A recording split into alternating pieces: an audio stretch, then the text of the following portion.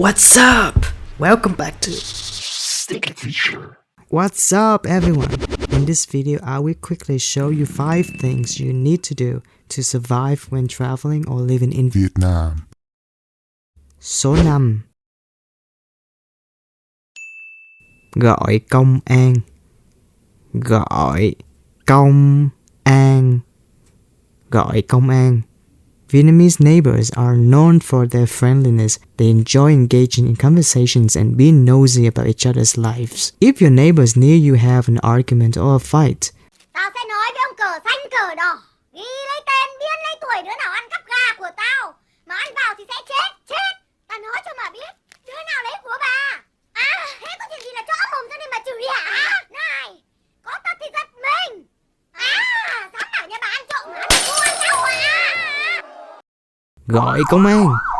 Karaoke holds a special place in Vietnamese culture, with this popularity evident in many neighborhoods. However, if your neighbors engage in overly loud and extended karaoke sessions, especially if they sing like a cat chewing gum,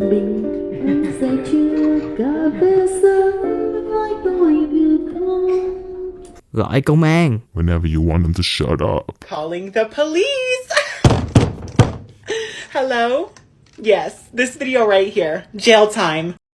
Số 4. Gọi cấp cứu. Gọi cấp cứu. Gọi cấp cứu. One thing that is also extremely important you should do every time someone has an accident or gets sick, maybe a stroke, heart attack, is to gọi cấp cứu. You can save someone's life by simply gọi cấp cứu. However, this is not for your pets. Số 3. Gọi cứu hỏa. Gọi cứu hỏa. Gọi cứu hỏa. Who would you call if your fish was thirsty to death? Gọi cứu hỏa. Who would you call if your boss just fired you? Gọi cứu hỏa. Who would you call if you were on fire? Gọi cứu hỏa. Số 2. Gọi món. Gọi món. Gọi món. When eating out, the waitstaff would present you with a menu, and it's your turn to place your order. If you're unsure of how to pronounce a dish, you can simply point to the item you desire and say, cái này, which means this one. Or if you feel confident with your Vietnamese, go ahead and pronounce the name of the dish aloud. Em ơi, cho anh gọi món. This is the easiest and fastest way to order food in Vietnam. Số 1. Gọi thầy. Gọi thầy. Gọi thầy.